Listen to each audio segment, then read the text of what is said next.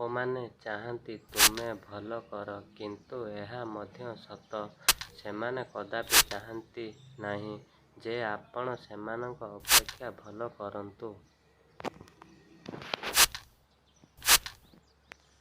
ଯେତେବେଳେ ଅନେକ ଲୋକ ଏକତ୍ରିତ ହୋଇ କାହାକୁ ପରିହାସ କରନ୍ତି, ସେହି ବ୍ୟକ୍ତି ପ୍ରାୟତଃ ସେହି ବ୍ୟକ୍ତିଙ୍କ ଆଡ଼କୁ ଚାହିଁଥାନ୍ତି ଯାହାକୁ ସେ ନିଜ ହୃଦୟର ନିକଟତମ ବୋଲି ଭାବନ୍ତି।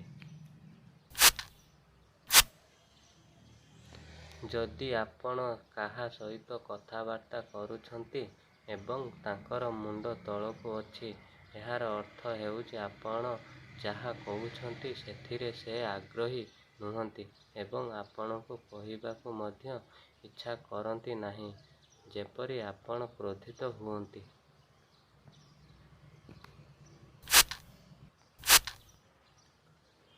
ଯଦି ତୁମେ ଦୁଇ ଜଣଙ୍କ ପ୍ରେମରେ ପଡ଼ିଯାଅ ଏବଂ ସେମାନଙ୍କ ମଧ୍ୟରୁ ଜଣକୁ ଛାଡ଼ିବାକୁ ପଡ଼ିବ, ତେବେ ସର୍ବଦା ପ୍ରଥମ ଜଣକୁ ଛାଡ଼ିଦିଅ, କାରଣ ଯଦି ତୁମେ ପ୍ରକୃତରେ ପ୍ରଥମ ଜଣକୁ ଭଲ ପାଉଥିଲ, ତେବେ ତୁମେ ଦ୍ୱିତୀୟ ଜଣକୁ ଭଲ ପାଇ ନଥାନ୍ତ।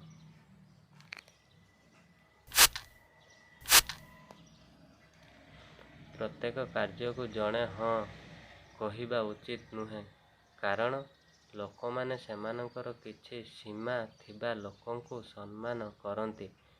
ବେଳେ ବେଳେ ନା କହିବା ଠିକ୍। ଏହିପରି ନୂଆ ନୂଆ ଭିଡ଼ିଓ ଦେଖିବା ପାଇଁ ଚ୍ୟାନେଲକୁ ସବସ୍କ୍ରାଇବ୍ କରି ବେଲ୍ ଆଇକନ୍ ଦବାଇ ରଖନ୍ତୁ।